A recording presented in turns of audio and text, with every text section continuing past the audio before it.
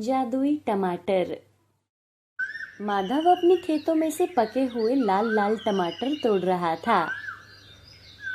अरे वाह, इस बार तो टमाटर की बहुत अच्छी फसल हुई है। इस बार अच्छा मुनाफा होगा। तभी किशन टमाटर से भरी टोकरी सर पर रखे हुए वहां आता है। अरे वाह माधव भैया, आपके यहाँ भी खूब लाल लाल टमाटर लगे हैं। मेरे खेतों के टमाटर भी बहुत बढ़िया हैं। देखो, आपको पता है पूरे गांव भर में सिर्फ हम दोनों के खेतों में ही टमाटर की फसल हुई है। किसी के भी खेत में इस बार टमाटर नहीं हुए। इस बार हमें टमाटर की अच्छी कमाई होगी। अच्छा, अब आप आ जाओ जल्दी से, बाजार चलते हैं। मैं तो चला। अरे हाँ हाँ, बस अभी आता हूँ। धत, मैंने तो सोचा था सारा लाभ मुझे ही होगा, लेकिन ये किशन अब अपने टमाटर मेरे साथ बेचेगा। ना ना ना ना, मुझे तो कुछ करना ही होगा। कुछ देर बाद माधव भी टमाटर लेकर बाजार पहुंचता है, जहां पर किशन पहले से बैठा हुआ था। माधव भाई, आ गए आप? हाँ भाई, अब इन टमाटरों को तो बेचना ही है। हाँ, पता है आपको, आज किसी के पास भी टमाटर नहीं है। बोल रहे हैं पास के गांव से भी टमाटर नहीं आ रहे। अरे किशन भाई, 1 किलो टमाटर दे दो। हाँ जी, अभी कर देता हूँ। अरे भाई, तुम्हारी तो कमाई भी हो गई। हाँ, आपकी भी हो जाएगी भैया।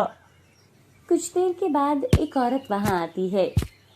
भाई, टमाटर कैसे दिए? 30 रुपए किलो है टमाटर। ठीक है, 1 किलो दे दो। सभी लोग आने लगते हैं और देखते ही देखते दोनों के सारे टमाटर बिक जाते हैं। चलो जी, आज तो सारे टमाटर बिक गए। क्या कहते हो माधव भैया? हाँ हाँ, आज तो अच्छी कमाई हो गई है। अच्छा, अभी मैं चलता हूँ, कल आऊंगा। आप भी आओगे ना कल? हाँ हाँ, जरूर आऊंगा। दोनों अपने अपने घर आ जाते हैं। अरे ओ मीना, अरे मीना, जल्दी से 1 गिलास पानी लेकर आना। मीना पानी का गिलास लेकर आती है। माधव पैसे निकालकर मीना को देता है। ये ले, ये पैसे संभाल कर रखो। लगता है जी आज तो अच्छी कमाई हो गई आपकी। अरे कमाई तो अच्छी हुई थी, लेकिन मैं अकेला नहीं था वहां। अरे वो किशन है ना, उसके खेतों में भी अच्छे टमाटर हुए हैं। अगर मैं बाजार में अकेला होता ना, तो टमाटरों को 2 गुने दाम में बेचता। अरे लेकिन उसका एक उपाय मुझे जरूर सूझा है। उपाय? कैसा उपाय जी? उसके बाद रात को जब अपने अपने घरों में सब सो रहे थे, तो माधव और उसकी पत्नी मीना दोनों किशन के खेत में जाते हैं। अरे मीना, इस किशन के खेत में एक भी टमाटर नहीं बचना चाहिए। जल्दी जल्दी करो, हमें अपने खेत के सारे टमाटर तोड़ने हैं, ताकि किसी को हम पर शक ना हो। और दोनों टमाटर तोड़ने लगते हैं और सारे टमाटरों को तोड़ लेते हैं। लो जी, सारे टमाटर टूट गए। उफ, मेरी तो जी हालत ही खराब हो गई। अरे चलो चलो चलते हैं, सुबह होने वाली है। दोनों टमाटरों की बोरियां भरकर अपने घर ले आते हैं। अब इन टमाटरों की बोरियों को कहाँ छुपा कर रखें, जल्दी बताओ। जी वो अम्मा वाला कमरा है ना, उसे खोल देती हूँ। वैसे भी उनकी जाने के बाद वो कमरा बंद ही रहता है। सारे टमाटर वहीं छुपा देते हैं। हाँ हाँ, ये ठीक रहेगा। चलो चलो जल्दी करो। फिर दोनों सारे टमाटर उस कमरे में छुपा देते हैं और कमरे को बंद कर देते हैं। अब 3-4 दिन बाद इन्हें बाजार में बेच दूंगा, फिर देखना कितना लाभ होगा। दूसरी ओर सुबह होने पर किशन जब अपने खेत में जाता है। अरे अरे, सब कुछ बर्बाद हो गया। मेरा पूरा खेत बर्बाद हो गया। हमने किसी का क्या बिगाड़ा था? तभी वहां माधव आता है। अरे अरे अरे किशन भाई, क्या हुआ? ये सब किसने किया तुम्हारे साथ? पता नहीं माधव भाई, ये सब किसने किया है, लेकिन जिसने भी ये सब किया है वो कभी खुश नहीं रहेगा। माधव मन ही मन बहुत खुश था और वो अपने घर आ जाता है। और उस दिन कुछ और साग सब्जियां वो बाजार लेकर जाता है। अरे भाई, आज टमाटर नहीं है क्या? अरे नहीं भाई, टमाटर नहीं है। क्या करें, टमाटर के तो दाम ही बहुत हो गए हैं। अरे भाई, दाम कैसे भी हो, आप टमाटर ले आया करो। घर में पीवी टमाटर के बिना सब्जी ही नहीं बनाती। ठीक है, कल देखता हूँ, कहीं मिले तो। ऐसे ही आज सब लोग टमाटर की मांग कर रहे थे। अरे भाग्यवान, अभी कुछ दिन बाद ही बाजार में टमाटर लेकर जाऊंगा। फिर देखना, पूरे 100 रुपए किलो के भाव से बेचूंगा। फिर होगा असली मुनाफा। आज माधव को बाजार गए हुए पूरे 5 दिन हो गए थे। सुनो जी, आप बाजार कब जाओगे? कहीं हमारे टमाटर पड़े पड़े खराब न हो जाएं। अरे अगर 1-2 किलो टमाटर खराब हो भी गए तो क्या हुआ, मैं बाजार जाकर देखता हूँ कि टमाटर की मांग कितनी बढ़ी है। माधव कुछ और सब्जियां लेकर बाजार जाता है, लेकिन सब लोग उससे टमाटर का ही पूछ रहे थे। अरे बहन, क्या करूं, टमाटर पूरे 200 रुपए किलो हो गए हैं। इतने महंगे टमाटर ले आया और किसी ने खरीदे भी नहीं, तो मैं भला उनका क्या करूंगा? मेरा तो नुकसान हो जाएगा ना। अरे भाई, आप ना ले आना टमाटर। वैसे भी टमाटर के बिना सब्जी अच्छी नहीं बनती। हाँ भाई, आप टमाटर ले ही आना। अब तो कितने दिन हो गए हैं, बाजार में टमाटर ही नहीं आ रहे। माधव अपने घर आ जाता है। अरे मीना, जल्दी से दरवाजा खोलो। तुम्हें पता है टमाटर 200 रुपए किलो लोग खरीदने के लिए तैयार हो गए हैं। अब देखना कैसे पैसा ही पैसा आएगा। हाँ जी, मैं ना अभी खोलकर देखती हूँ। और अच्छा जी सुनो, इस बार ना आप मुझे एक सोने का हार दिलवा ही देना। आखिर उस दिन मैंने भी तो रात को आपका कितना साथ दिया था। मीना जैसे ही दरवाजा खोलकर देखती है तो सारे टमाटर खराब हो गए थे और अंदर से बहुत बदबू आ रही थी। अरे हाय हाय, ये सब क्या हो गया? अजी सुनते हो, हम तो बर्बाद हो गए जी। माधव आकर देखता है तो वहां पर सारे टमाटर सड़ गए थे। एक भी टमाटर साफ नहीं बचा था। अरे हे भगवान, ये सब क्या हो गया? मैं तो बर्बाद हो गया। ये सपना जी आपके लालच की वजह से हुआ है। हाँ, अगर आप लालच ना करते ना तो कम से कम हम कुछ कमाई तो कर ही लेते। अब माधव सर पकड़कर बैठ जाता है। उसे कुछ समझ नहीं आ रहा था कि आखिर अब क्या होगा। 2 दिन के बाद। अरे माधव भैया, ओ माधव भैया, मैं बाजार जा रहा हूँ। मेरे खेतों में फिर से टमाटर लगे हैं। आप चलोगे क्या कोई सब्जी लेकर?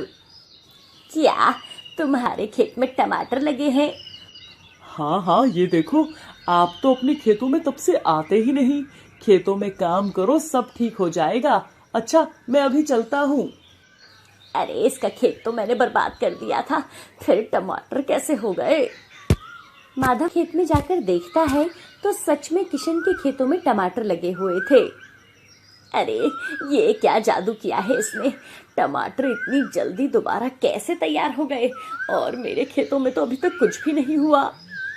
दूसरी तरफ किशन जैसे ही बाजार में टमाटर लेकर जाता है तो लोग टमाटर देखकर उसकी ओर भागते हैं और किशन से 200 रुपए किलो के भाव से सारे टमाटर खरीद लेते हैं।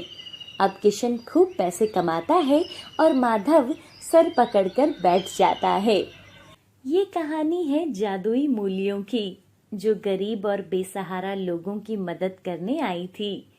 ऐसा करने से उनकी शक्तियां पहले से भी कई गुना बढ़ने वाली थी। तो देखते हैं उन जादुई मूलियों ने किसकी मदद की। सुधा अपनी 2 बेटियों और पति आलोक के साथ रहती थी। सुधा, कितनी देर हो गई है? अब तक तो तुमने मेरा डिब्बा भी नहीं बांधा।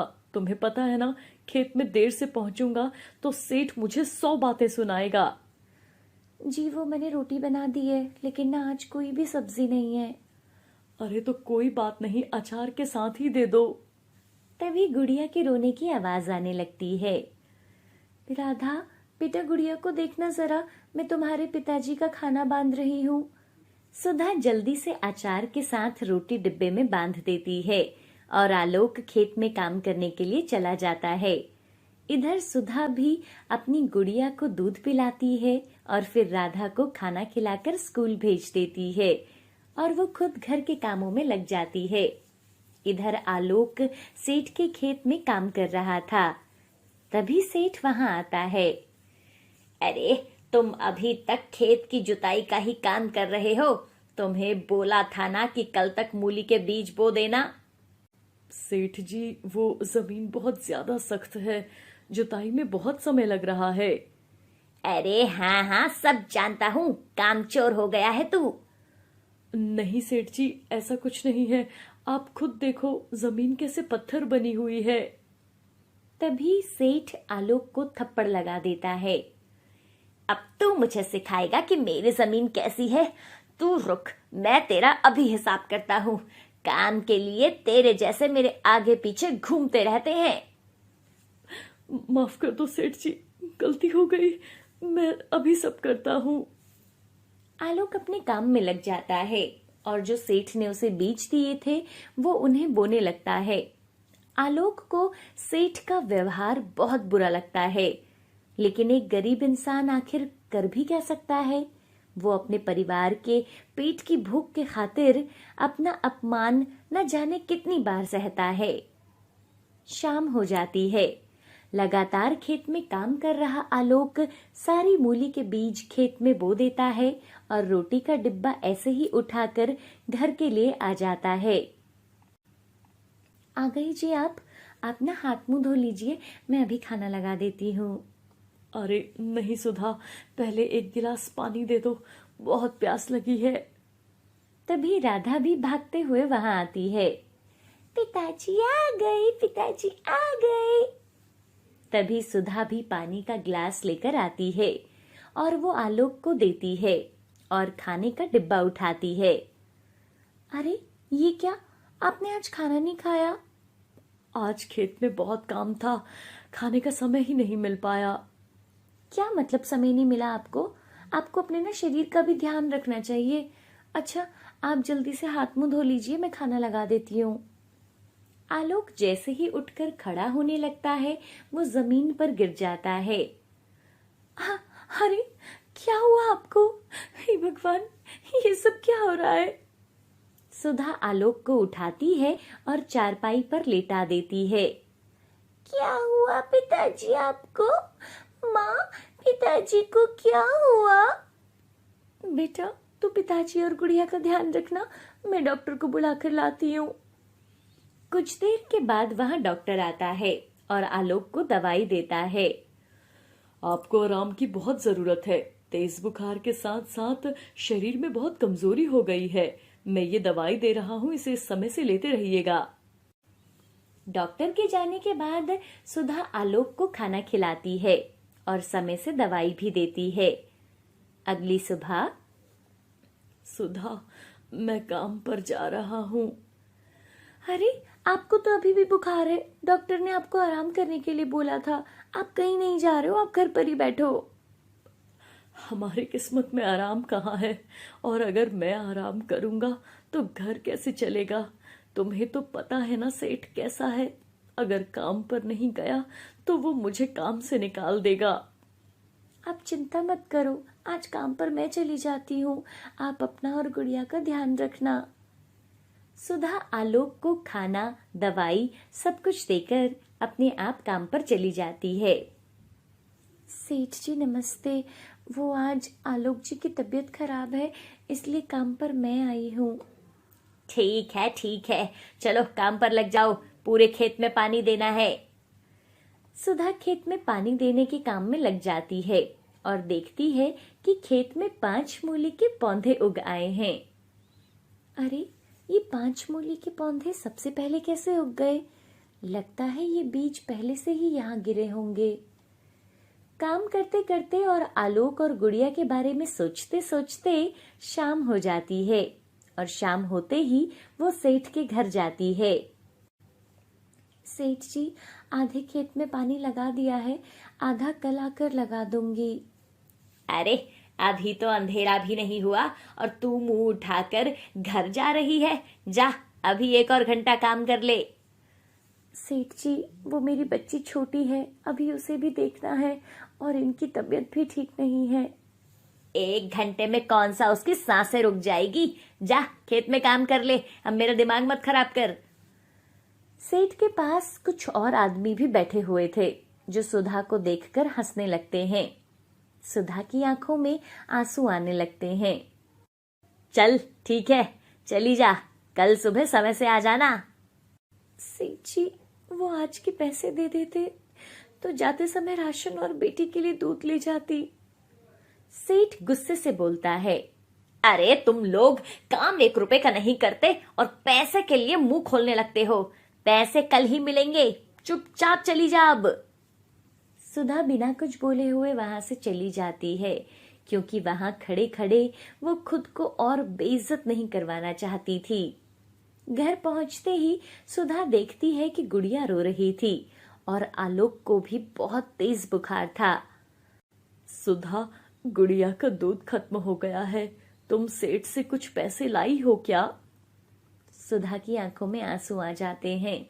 तभी राधा वहां आती है।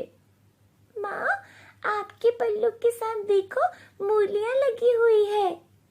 सुधा देखती है तो वो वही 5 मूलियां उसके पल्लू से लटकी थी। तभी 5 मूलियां हवा में उड़ने लगती है और एक मूली बोलने लगती है, हम जादुई मूलियां हैं और तुम्हारी मदद करने के लिए यहाँ आई हैं। जादुई मूली?